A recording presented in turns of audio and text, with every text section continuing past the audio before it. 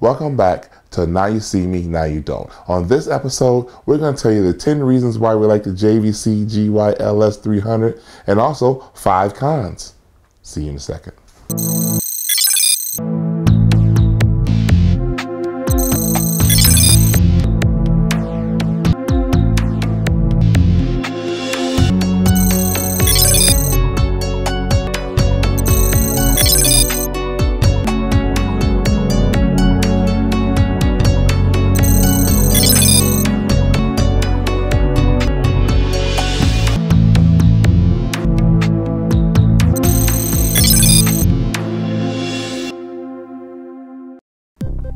Welcome back, guys. Yes, I bought a red one, so I thought that was going to help me, but I come to find out the red one, which even though it was one of my dream cameras, red is this awesome camera, right? The red one, MX, actually Mysterium X, the upgraded sensor, the X sensor, that is the camera that they filmed the movie Iron Man with. And I was excited to get that camera, and I got it. I ended up getting it when I sold my GH5. That was the first thing I bought, was the actual red one. I got it from a guy out of California. I bought it through eBay. It showed up. I started filming with it, started practicing with it, and I noticed that it wasn't quite what I was looking for. It actually is not a run and gun camera. It's not a universal camera. It is strictly a studio camera. So for all you guys who are looking to get a red one, a Mysterium X camera, it is not a run and gun camera. It is strictly a studio camera or outside camera. If you can take it outside, you got plenty of light outside, you'll do well outside. But that camera is really for those who have time to plan your shots, to make sure you have enough light and to do all those things. It's not really for the run and gun, the universal use of a videographer or that kind of thing. For me, I do so many different things: weddings, music videos, documentaries, TV shows, short films, and I'm just now getting into motion pictures. And let me tell you, that camera is not a universal camera, right? It is strictly a studio camera. So anyway, I ended up selling that camera, and I ended up with the JVC GY-LS300. And let me tell you why I like this camera so much. Okay, number one, form factor. I love the form factor. It's not too big, it's not too small. I'm not a DSLR guy. You might have heard me say that in a couple of my other videos. I'm not a DSLR guy. I have nothing against DSLR shooters. I mean, that's great. I just started with camcorders. Actually, I started with the FS100. And before the FS100, I had the EA50. And I had a few other smaller cameras or whatever, trying to work my way up. And I ended up with 3 of these FS100s that I'm selling, by the way. So if you guys wanna cop these, you can actually message me down below. You can email me and we can work it out. Interchangeable lenses. I love that feature. I was using that with my FS100. I was also using it with my EA50. I love it. I'm comfortable with it. I can run and gun with it. I had metal bones and using Canon glass with it. I can move, and it was very universal for me. I can go from one room to another, no matter what the lighting, and I can make a couple quick adjustments, and I can shoot and get good footage. Now, I'm not using the Canon glass with my JVCs. I decided to go ahead and use the Micro Four Thirds, the mount that comes with it, and I actually went and got some Rokinon, the DS Cine lens series. I got the 24 that I'm actually filming with right now on my second JVC GY-LS300, and I have the 50 here, I also have the 35, and I have the 85. I'm probably gonna end up getting the 14 or the 16, so I'm gonna have to get that ultra wide angle, that kind of thing. And those lenses, they get the job done. Media. The media is affordable for this camera. I was looking at the Blackmagic, and that was one that I was looking at getting, and the Blackmagic looks great. The 4.6K version looks great, but the media is expensive. It costs a lot to get into that camera. To get that camera off and running, you gotta buy the V-mount plate, you gotta buy the V-mount batteries, you gotta buy the media. The CFast cards are extremely expensive right now for me, for my taste. And right now, if I can buy a SD card, and I use the Extreme Pro, which is 95 megabytes per second for this particular camera. And man, I'm telling you, the media is inexpensive. I bought 4 128 gigabyte cards, SanDisk, Extreme Pro, and I ended up getting it for $200. So I got basically 500 gigs of cards for 200 bucks. I mean, you can't beat that. And my JVC, each one has 2 SD card slots, so I can actually run them in relay. And so when one fills up, of course, it goes to the second one. That's a no-brainer, no-brainer. Low light. These cameras are low light sensitive. They work well. Of course, I am using a fast lens with the Rokinon series T1.5s, but I'm telling you, the camera can get the job done. The low light gives me more versatility. Like when I'm doing a wedding, I go from a ceremony that's lit very well to an actual reception hall that's dimly lit. I still can get the job done. You know, I can make it happen. When I'm doing music videos, you know, again, I go to a bright room, then go to a dim lit room, I can get the job done. And a little bit of adjustment, and I'm off and running, getting good 4K footage. That's awesome. You can't beat that. If I'm getting the footage that I'm trying to get, the job is getting done. XLR inputs. The XLR inputs are great. I love XLR. I really only use cameras that has XLR inputs. I know the GH5 has them. For you guys who like the GH5, make sure you go check out the actual module that goes right on the hot shoe for the XLRs. It works great. It works great with the GH5. Make sure you go check that out. But with this particular JVC, there's no wires, only just the mic wire, that's about it. But this is modular. It's all modular. You can actually take this off, comes right out. Comes right out. Again, the form factor, I love it. The actual 2 XLRs got phantom power. All the controls are right here. You got auto, manual. You can actually map both channels to input 1 or both channels to input 2. I mean, you can do what you gotta do. I use Audio-Technica lavalier system. It has a dual receiver, and I actually have 2 lavs. Normally for weddings, I mic up the actual groom and I mic up the officiant, so I'm getting good audio. And the bride, she can turn either to the officiant or turn to the groom, and I can get her audio as well. I haven't had any problems in the past, and I don't know how many weddings I've done so far, but I haven't had any problems in the past getting good audio from the bride. It's been working out great for me, so the system works. Remote control over network. This is awesome. I've tried it, I've worked it out.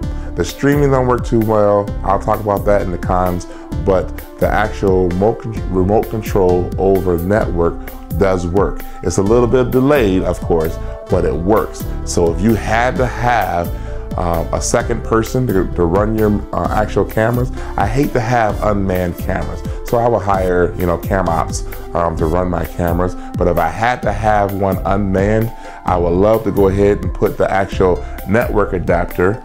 Actually, it goes here. You put a network adapter here, and then the camera generates its own IP address. And when it generates its own IP address, you can actually go online, go to that IP address, and you can actually start controlling the camera. You can record, you can stop, you can zoom, we'll talk about zoom a little later, but you can zoom, you can, for you guys that use auto, you can focus, auto exposures, all those kind of things, turn on zebra, All those things you can do right over the Wi-Fi. And you can actually look at the picture that you're actually filming through the actual network control. And so it's an awesome feature to have, and I have not used it on any paid gigs as of yet, but I have tried it out and used it in practice, and it does work. Again, it has a little bit of delay, but it is promising. It does work. Battery life. I love the battery life on these cameras. I'm gonna tell you, it comes with a large battery. I don't know if you guys can see this or not. The battery that it comes with is 4,900 milliamp hours, 7.5 volts. These batteries, I have 4 of them for my 2 JVC, and it worked great. I haven't had to change the battery on a shoot yet, so I don't really have a test how long it lasts, but again, I haven't changed the battery as of yet. I do carry my extra ones just in case something happens, but I never had to change them.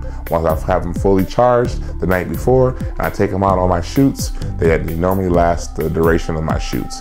I got a wedding this weekend, and so I'll be able to test it on my wedding to see just how long I'm able to shoot during the B-roll footage, during the ceremony, during the actual pictures, during the reception, and see just how far I can get on one battery before I have to change it. Also, along with the battery life, this particular camera has a charger. You plug it in and it charges the battery while you're using the camera. So right now, the camera that I'm using is actually plugged in and charging the battery at the same time. I love that. That's just an added feature. It's just something extra to go on top of a little icing. Nothing wrong with a little icing. Everybody loves a little icing. Built-in ND filters. Again, I'm a fan. I had it on my EA50. I didn't have it on my FS100, and I missed it. I missed it on the FS100, and I had the actual filters, the variance ones that you actually screw on the end. I put those on there. They work pretty well, but I found myself being a little lazy. I didn't really use them. I'll just basically bring my shutter speed down, and then I'll bring my ISO down and try to bring my my iris. I probably stop that down to kind of, you know, because I was just on run and gun. It's just kind of inconvenient to stop and try to get that actual neutral density filter and the variance one and just screw it on the end of the cap. That was a little, that's one step I did not want to do. So I just made some adjustments and I kept going. It's the prime zoom. You can zoom through primes on this camera. In HD, you can zoom quite a ways. In 4K, you can zoom just a little bit. I'm more of a 4K shooter because I want to get more and more practical with the 4K. Coming from the HD, I want to use the 4K on purpose because I want to get good at it. I'm getting more creative with the 4K in post-editing. So that being said, the zoom through prime is awesome, and obviously I'm using the Rokinon primes, and so being able to zoom through these primes, that is an added feature that is great, and it's going to help even if it's just a little bit for the 4K, because if I have that little bit of versatility, it's better than no versatility. 4K and the ability to actually record in 4:2:2. This camera is a beast. It has a super 35mm sensor.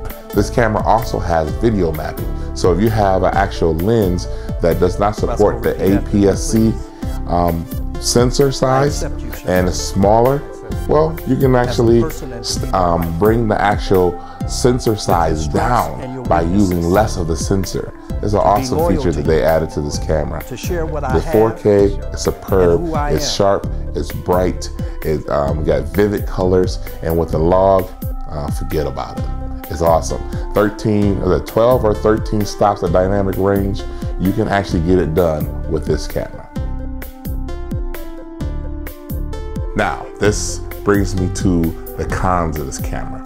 There's no perfect camera. I don't care how much you spend on that camera. As of yet, I have not come across a perfect camera. They all have limitations and they all have pluses. Some of them are more unique than others, but it's all about what works for you, right? And so here are 5 cons that I have with the JVC GY-LS300.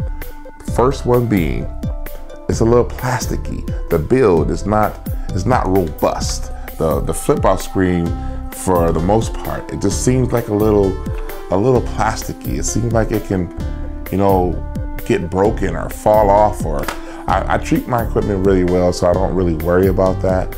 But if I have a camera op that I've hired to help me with my shoots and they're using my equipment, I am a little worried, you know, because the build is not that great. And so I have to make sure I stress, you know, care with my equipment. So I'm a little concerned about that, about the build. But I guess at this price point and getting it at $2,500 and getting this much quality, you know what I'm saying, that's how they keep the price point down. I guess if they would have made it a little bit more robust, then I'd imagine the price point would have gone up. So, hey, you gotta take the good with the bad. They advertise streaming with these cameras. And I've tried it. I've tried to stream, and let me tell you, from my experience, as of right now, it is unusable. It is very glitchy, it doesn't keep up, and maybe I don't have a strong enough Wi-Fi signal or whatever is needed, but I have not yet been able to stream consistently with a good picture. And another thing is, you can only stream HD. You can't stream 4K because I guess there's too much information trying to be streamed across, and it does not support that resolution, only HD. I'll make another video a little bit later to talk about the actual networking. But again, the actual control over remote control over networking, that is very promising. Again, I'll cover that in another video. Just make your comments down below, and if you're looking to see that, and I'll try to make that my priority. The EVF. This EVF is useless. It's useless for the fact that when you actually put your eye in there to look at it, it's very tiny. The screen is very small. They should have had some type of monocular view that actually at least makes it bigger when you look through the monocular view.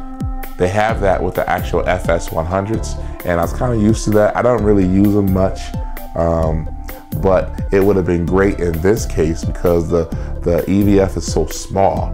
And so the other thing you have here, which is I'm grateful, is you do have a flip out screen. So having a flip out screen, that's cool. And the flip out screen didn't do really well at first for me, but we got an update, a firmware update just not too long ago, a few days ago. And when I did the firmware update, it just seems like the flip out screen is a lot more accurate. The colors are more accurate. I can actually see more vividly in the colors now. It's not a great improvement, but it is an improvement. And so the actual flip out screen was usable. Now it's even more usable for me, and I really like it. I can really flow with it a lot better than before. So yes, the EVF is unusable, but the flip out screen is usable, and it does allow you to be able to see accurately what the camera is capturing. The buttons. It's just a small gripe, I guess. Again, coming from the FS100, the EA50, that line, the buttons were a little bit more, had more definition. When you use your camera as much as I use mine, I just like to be able to feel for my buttons. And right here up front is my focus assist. I'm always using that button because it helps me make sure that I have things in focus.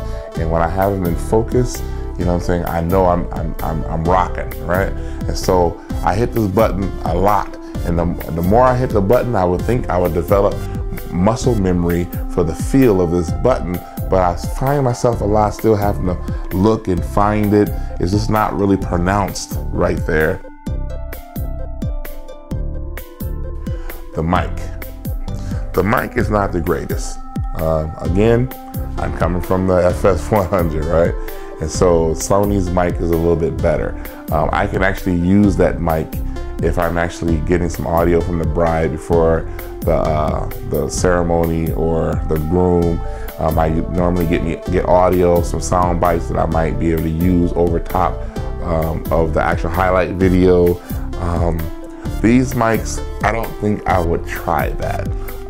They're very good for scratch audio. I mean, excellent for that. But for professional sound, the mic seems to not be able to gather all the audio to fill up the waveform. Again, this must be something that JVC used. They cut a corner here to keep it at a certain price point, but I would like to have seen a better mic on this particular model. So there you have it. Those are my 5 cons, and those are my 10 pros for this camera, why we like it. Again, there is no perfect camera out there. You have to get a camera that works for you, that is you're comfortable using, that your inclination is to go to that camera to be able to use it and hit the buttons, make the quick adjustments, and get the footage you need. Because if you can't get the footage you need, it doesn't matter what camera you have, it's still a bust, right? And so thank you for watching. Now you see me, now you don't. Make sure you subscribe. If you have any questions, make sure you actually put them down in the comment section below. And thank you again for watching.